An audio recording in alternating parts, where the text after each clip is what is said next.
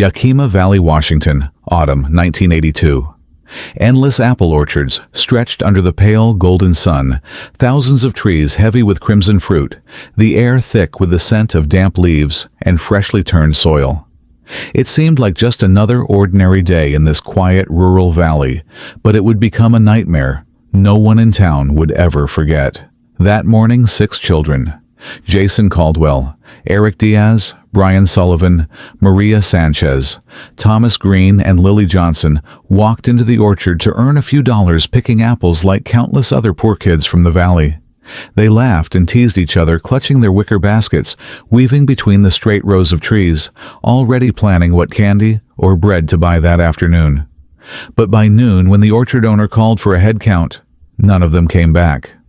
Only overturned baskets lay scattered near the wooden fence, a single red scarf caught on a post, and an eerie silence hanging heavy over the field. Police arrived quickly, and hundreds of searchers scoured every row of trees, every grassy ditch along the riverbank. But as the cold night fell, it was as if the children had been swallowed whole by the land itself. The press soon named it the Yakima Orchard Six children, who vanished without a trace as if they'd never existed. Their families sank into grief. The small town learned to live with the pain, but no one truly forgot.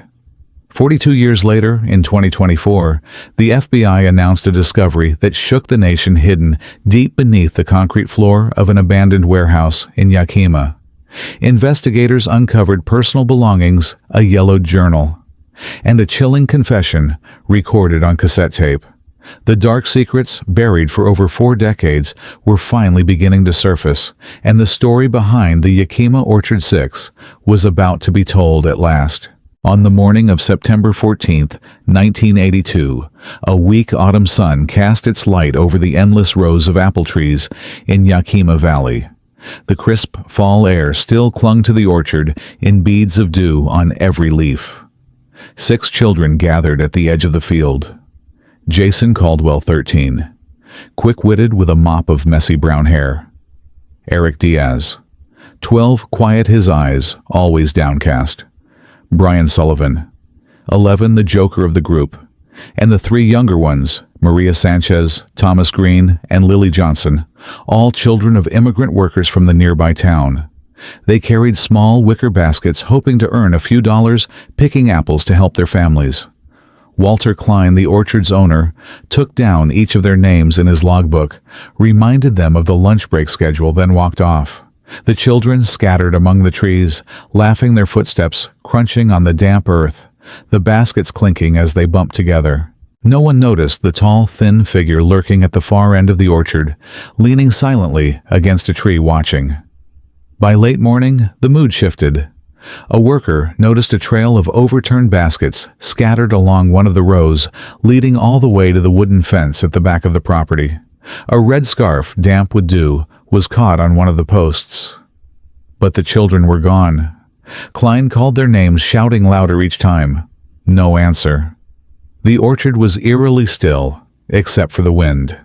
A worker ran to call the police, and within an hour, patrol cars lined the edge of the orchard.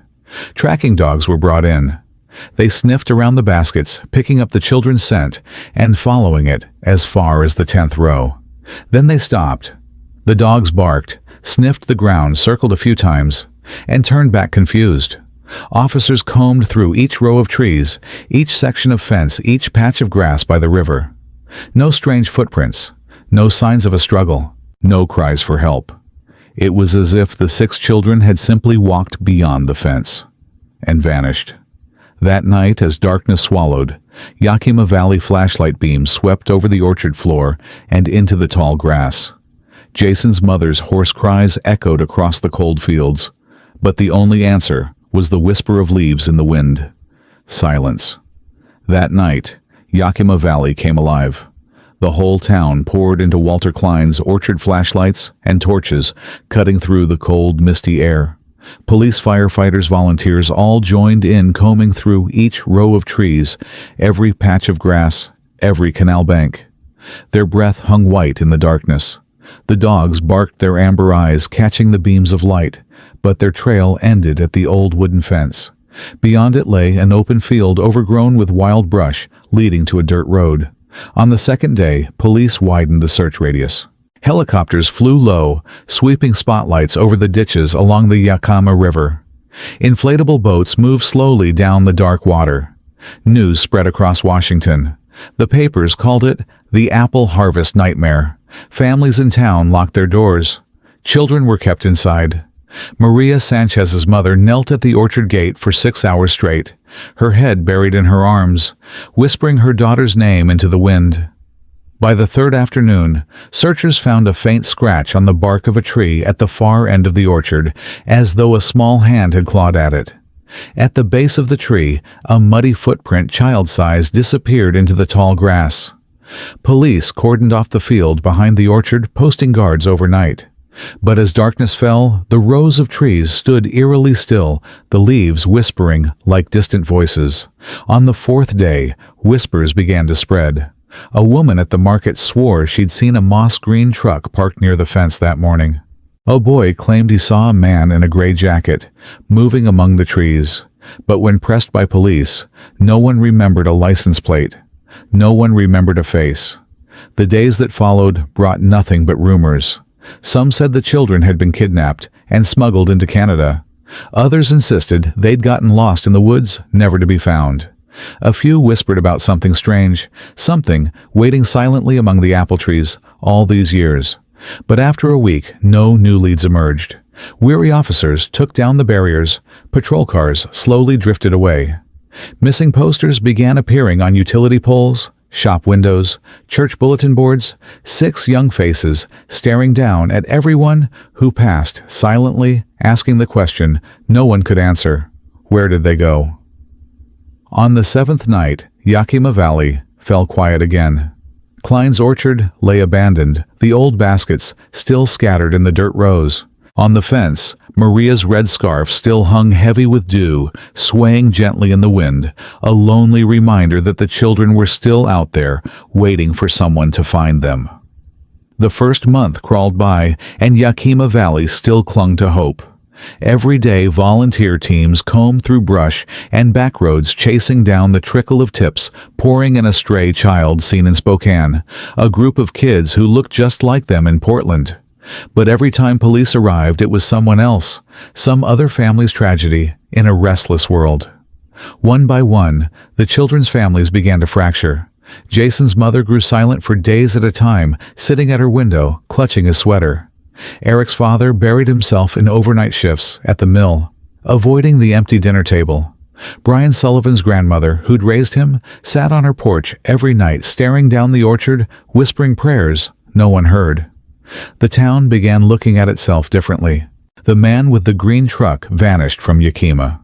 One of Klein's orchard workers was arrested after conflicting statements, but released 2 days later for lack of evidence. Walter Klein's name started to surface in whispered conversations at the morning cafes. He knows more than he's saying. Klein eventually locked up the orchard gates, hung a closed indefinitely sign, and disappeared from town, leaving behind the orchard abandoned and alone in the fields. On the 50th day, after the disappearance, police issued a brief statement. The investigation will continue as an open case. The papers pounced, printing it in bold on the front page, Yakima Orchard Six. An open case. The missing posters stapled to telephone poles faded in the rain and early snow. But the parents didn't stop. They began traveling to distant towns, camping near the border, knocking on the doors of remote police stations, clutching at the fragile hope their children were still alive somewhere out there. And then winter arrived. Snow blanketed the orchard's bare branches. The old wicker baskets, stiff and brittle, now still lay scattered between the frozen rows. Maria's red scarf had been carried off by the wind long ago, leaving a bare spot on the fence, as though even the memory of them was slowly being erased in the cold. In everyone's mind, the same question lingered: where did they go, and who took them? The 1990s passed in silence, but the haunting of the Yakima Orchard Six never truly faded. The apple fields where it all began were sold to a large agricultural company. The old trees were cut down and replaced by uniform high-yield rows, soulless and mechanical. Yet no one really wanted to work that land. People whispered that at night you could still hear faint children's laughter, carried on the cold wind, fading into the fog. The victims' families slowly drifted apart. Jason Caldwell's mother died of a sudden stroke in 1997. She was buried just beyond the orchard, her headstone carved with the words, "Waiting to see you again." Eric's father left town and never returned. Brian's grandmother passed away in a nursing home, still calling his name with her final breath. The only one who kept returning to the old fence line each year was Maria Sanchez's father. He knelt quietly and left behind a fresh, bright red scarf. In 2003, the warehouse off Highway 12, once the orchard's packing site, was sealed after the new owner went bankrupt. Its metal doors stayed shut and dusty for years, though locals claimed to see faint flashlight beams moving inside late at night. A few daring kids from a newer generation sneaked in on a dare, only to come running out minutes later, pale and shaken, swearing someone's down in the basement. In 2017, a homeless man was arrested near the warehouse after smashing a window. In his booking papers, he mumbled over and over, "They're still there. They're still there." Police dismissed him as a drunken vagrant and released him weeks later. But soon after, strange things began arriving in mailboxes around town. Anonymous envelopes containing black and white photographs, 6 children sitting in darkness, their eyes hollow and distant. Across the top edge, scrawled in jagged handwriting, "I kept my word." Yakima Valley was shaken all over again. Survivors from the 1980s brought the photos to the police station. In each, the faces were blurred and hard to make out. But there, in the corner of every frame, a red scarf still hung on the fence. On an FBI desk far away, the old dusty case file marked Yakima. Orchard 6 was pulled open again. And for the first time in decades, a faint light began to shine on the basement and its long-buried secrets. In February 2024, almost exactly 42 years after the 6 children vanished, the FBI officially dispatched a special investigation team back to Yakima Valley. The anonymous photographs were the final blow against the wall of silence that had stood for decades. That morning on the conference table, next to the old yellowed case files, the photos were lined up, 6 children sitting motionless in the dark light, casting harsh angles across their hollow faces, and in the distance a red scarf hanging limply on the fence. The abandoned warehouse off Highway 12 was quickly sealed off. Yellow tape stretched tight around it. Black FBI SUVs lined the street, their lights flashing against the gray winter morning. When the padlock on the metal door was cut, a cloud of dust billowed out. Inside, the air was cold and damp, the cracked concrete floor stained with time. In the center of the floor, the forensics team spotted a large round metal plate, its paint chipped and numbers faintly etched into its surface. A lead agent crouched, pressed his palm against it, and quietly ordered, "Lift it." The cover groaned and creaked as it was pried open, rusted hinges shrieking into the silence. A metal staircase appeared, descending into darkness. The smell that rose from below was rank and suffocating. Flashlights clicked on beams, slicing down into the wet, slick steps. The basement was bigger than they'd expected. Below was a low corridor lined on both sides with small rooms behind barred doors. Dust coated everything, but nothing had been disturbed. In the center of the corridor, a cracked wooden table leaned against the wall, piled with rotting notebooks.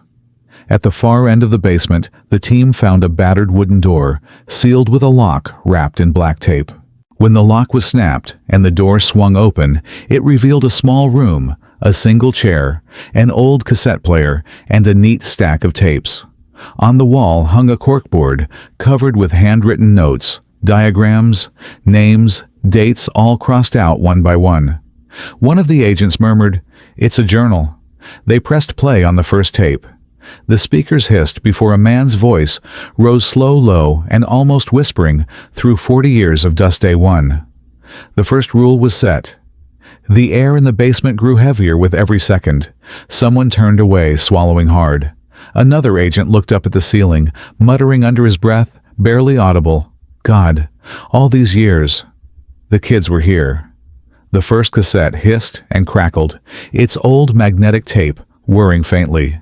Then a steady, low male voice filled the cold air of the basement, each word hitting like a whip day one. The first rule was set no crying. A long silence, then slow, heavy breathing. They needed to learn silence. Crying only makes them weak. I taught them the first rule with the whip. One cry, one lash. Until they understood silence means survival. The investigators stood, frozen eyes fixed on the tape player. One FBI agent murmured under his breath, "He documented every day." The tape continued, the voice fragmented, but clear day, 7. The second rule: do not look at me unless told. They must keep their heads down, eyes on the floor. The smallest one broke the rule, sobbing and looking up. I punished 10 lashes. After that, none dared. Pages rustled. One of the agents had opened the rotting journal on the table. The handwriting was jagged, ink smeared but legible. Day 15. They call me the silent one now. I don't have to yell. They know to fear me. I'm proud. The team turned to the corkboard, covered with tattered slips of paper. The 6 children's initials were written out: JCED, BS, STG, LJ. Next to each name, a series of numbers, 01, 42, 105. Beside them, scrawled notes. Today, the third began to comply. The fourth stopped resisting. Another tape clicked on. Footsteps echoed in the cell, wind whistled faintly through cracks in the basement. Then, a weak child's voice rose. I won't cry anymore." Someone in the team clenched his fist, face pale. The air in the room felt heavier, suffocating. They all glanced at one another, but said nothing. Yet in every eye burned the same realization: for 40 years, these children had lived, or rather been kept down here under those sick rules, stripped piece by piece of their humanity. A forensic technician's voice finally broke the silence, shaky. How many days before they... The lead agent only shook his head faintly. Eyes fixed on the board. We'll find out. The fourth tape clicked and whirred before playing its fractured audio. The man's voice was raspier now, different from the early days, weary, angrier. Day 198. The third one refused to eat. He looked me straight in the eyes. I warned him. I can't let them break the rules. A faint scraping sound followed, like chains dragging across concrete. Then silence. In the heavy stillness, a child whimpered weakly. "I'm sorry," but a sharp crack of the whip cut through it, cruel and final. One of the forensic techs rushed out of the room, covering his mouth with a trembling hand. The others remained, frozen eyes locked on the recorder, their faces pale. On the corkboard, the final entry stood out. Day 213. All are silent. Beneath it, 6 tally marks each, crossed out in thick red ink. At the very back of the basement, hidden behind an old steel shelf, the team discovered a small wooden door. When their flashlights swept inside, they found a narrow wooden staircase leading down into another deep, pitch-black recess. The air below was icy damp and heavy with mildew. At the bottom, they found 6 narrow wooden cubicles, lined against the wall, each just large enough for a child to sit hunched inside. The doors were barred, locks rusted over each cubicle, marked with initials: JC, ED, BS, MS, TG, LJ. Inside lay scraps of torn fabric, a pair of old shoes, a cracked porcelain doll, all caked in decades of dust. One investigator whispered under his breath, these were their cells. On the opposite wall, beneath a thick layer of dust, they noticed a jagged message carved deep into the concrete, each letter shaky but deliberate. We are still here. The room fell eerily silent. Each member of the team exchanged glances, their eyes burning with the same emotions: anger, revulsion, and grief. The lead agent's voice finally broke the silence, low and heavy, as though speaking to himself one by one. He killed them and kept them here. A pale shaft of sunlight slipped through a crack in the basement door above, casting a faint glow across the cold concrete and the corroded bars, a grim reminder that for 42 years, 6 children had remained trapped here in the shadows of the madman known only as the Silent One. Inside the basement, investigators carefully collected every scrap of paper, every tape, every fragment from the cells. A forensic technician flipped through the crumbling journal, stopping abruptly. On the final page, the shaky handwriting spelled out Walter K. The name chilled the entire team. Walter Klein, the orchard owner, the man who'd checked in the 6 children that morning, long dismissed as nothing more than an eccentric old man who disappeared from town decades ago. Immediately, Klein's file was pulled. New notes surfaced. He had left Yakima just a year after the disappearances, selling the orchard to a corporation and transferring residency to Idaho before dropping off the grid entirely. No one had ever questioned how a man with no wife, no children, no ties could walk away so easily. The lead agent ordered a property search in surrounding counties. Soon, they pinpointed a remote cabin in the mountains, purchased under an alias WK, just 60 miles from Yakima. The tactical team moved at once. That afternoon, black FBI SUVs wound up a snow-dusted mountain road leading to a dark wooden cabin, standing silent under the pines. No smoke, no lights, but fresh boot prints marked the snow leading straight to the door. The lock was broken. Inside was cold and dim smelling of damp wood and something faintly metallic. On the walls hung dozens of old photographs, the 6 children year by year, their faces thinner, their eyes emptier with each shot. On the table lay more tapes, more leather-bound journals filled with sickly, meticulous entries. Day 321, they begged me. Day 512, the last one obeyed. An agent discovered a small back room off the kitchen, its door slightly ajar. Inside was a narrow bed, its sheets still warm, and a large mirror on the wall, plastered with scraps of paper that read, "I can still hear them." On the bed, a gray jacket hung neatly pinned with a folded note. "It never stops." But the room was otherwise empty. Walter Klein was gone. The FBI locked down the entire area, but found only fresh tire tracks cutting through the snow, leading down a back trail to the frozen river below. The tracks ended at the cracked ice. No body, no trace. The cabin was sealed, all evidence removed. But everyone present carried the same heavy question: was Walter Klein dead? Or still out there listening to the children's voices on the wind? And in the Yakima basement, that message remained carved into the wall: "We are still here." Weeks after the cabin was discovered, Yakima Valley fell quiet again. The FBI vehicles had long since left the abandoned warehouse, was sealed behind a steel fence. But neighbors still stared toward it whenever the night wind swept through, chilled by whispers that felt like they belonged only in nightmares. The media kept the story alive, television screens flashing images of the cold basement, the horrifying tapes, and the 6 narrow dust-covered cells. Klein was named the Silent One, the man who crowned himself the keeper of children he treated as his own twisted possessions. But his name never appeared among the dead. No one found his body beneath the frozen river. Though the FBI vowed to hunt him to the end, many believed he had vanished for good, swallowed by the same darkness he had created.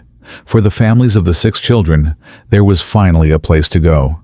The basement was cleared, each item carefully wrapped and returned to their loved ones. On the wall where they had once sat, a small bronze plaque was mounted to the 6 who never came home. "We heard you. We remember you." On the day of the memorial, a strong wind rushed through the newly planted orchard. Maria Sanchez's father stood silently at the fence, tying a fresh red scarf to the post one last time before walking away. But many swore that on certain nights passing by the warehouse, they could still hear faint whispers rising from the depths, children calling each other's names, broken, weak, yet unyielding. And on the cold concrete wall, under the beam of a night watchman's flashlight, the carved message still lingered: "We are still here.